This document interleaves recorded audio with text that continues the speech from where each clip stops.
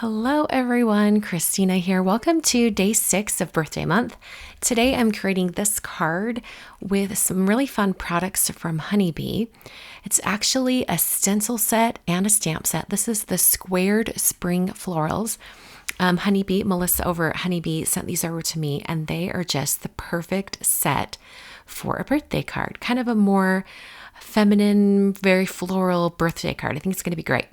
So there is this stencil set with many, many stencils. I think there's 5 or 6 stencils in this set that aid you in adding color to this really large floral image very easily. I'm going to start by stamping that large image, and I was very careful when I removed it from the stamp sheet just to make sure that it didn't stretch at all because I wanted it to still match up with those stencils.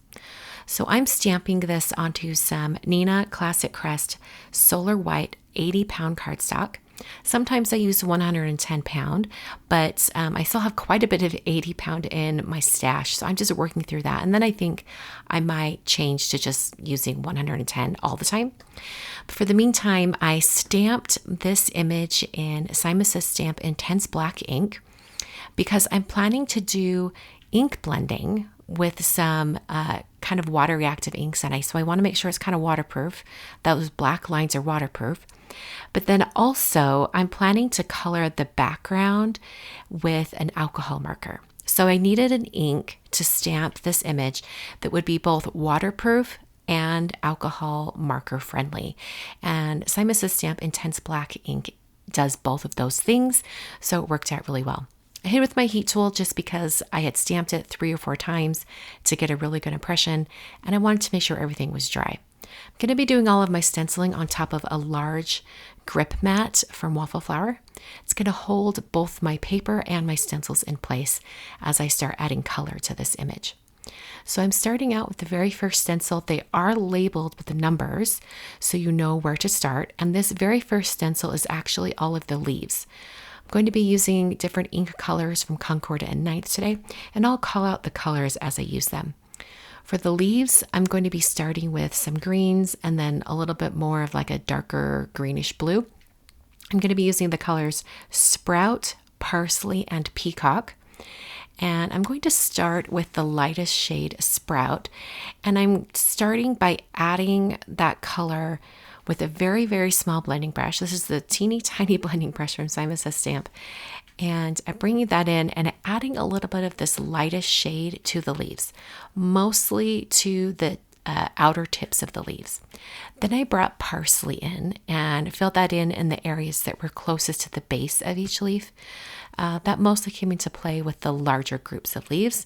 And then I brought Peacock in as the darkest color just to intensify those leaves, and it really made them look awesome. So there it is with the stencil removed. I'm going to go on to the second stencil, which starts into some of the flowers. Now, I wanted these sort of daisy looking flowers to be white, so I actually used Dove, which is a very light gray, and I just added that to the very centers of the flowers so that there would just be a little bit of shading. The next stencil started in on the larger flowers, and for these I'm using the colors Lilac and Fig.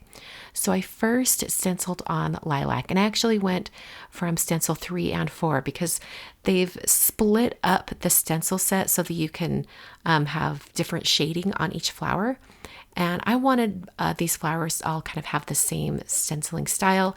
So I went from between stencils 3 and 4 back and forth, adding both Lilac and Fig. Fig is the darker purple, and I thought it really intensified the center of those flowers beautifully. I'm now using Sorbet and Nectar for this other set of flowers. I'm using Nectar, which is the lightest shade, to start the shading, and then I came back with Sorbet to add a little bit of intensity. These 2 colors are beautiful together. For the centers of the flowers, I started to do yellow on everything, and then I decided that I wanted to have the centers of the coral and purple flowers to be mushroom, so I did change that out the last minute. So I was trying to decide which alcohol marker color from my Olo markers I wanted to have as a background. And I decided to go with OR 1.1, which is the color Clam. And it's a very, very light coral shade. And I thought it would go well with those coral flowers. I really wanted to have those stand out. So this color worked really, really well. And I was concerned about all of these kind of lines in my coloring showing up as I was doing it. But you know what? The alcohol ink, as it dried, evened out really beautifully, and it turned out really well. This is also at the point in my coloring when I was like, you know what, maybe I should have got chisel tips on my markers, because it would have been really nice to have that chisel tip at this point. But you know what? I rarely need a chisel tip on my markers, so probably having brush tips is just fine. I then used Waffle Flowers A7 layers dies to cut this down to a smaller size than an A7 card. Ran that through my die cutting machine, and I'm left with this cut piece. And I was trying to figure out what orientation I wanted on my card, because that's going to help determine how I stamp my greeting.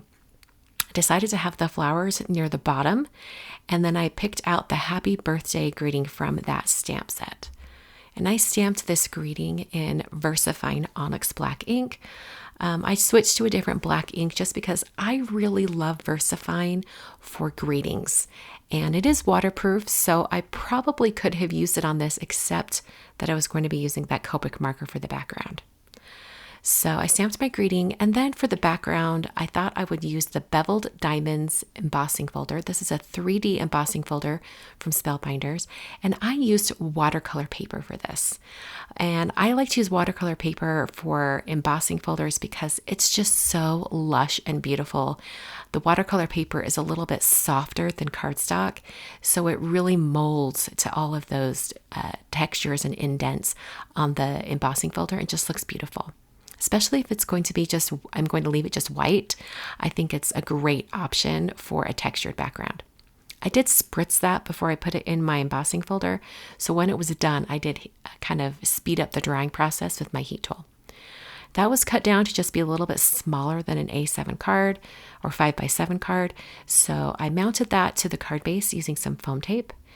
And then I put more foam tape on the back of my stenciled panel, and I'm going to put that directly in the center. I really love how dramatic this is on a 5x7 card, having all of those layers and letting that texture show. So that's the card for today. Hope you all enjoyed.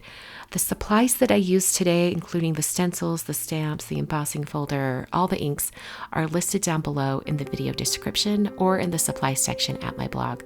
Thanks so much for joining me today. I'll be back in a couple of days on Friday with day 7 of birthday month. Thanks for joining me.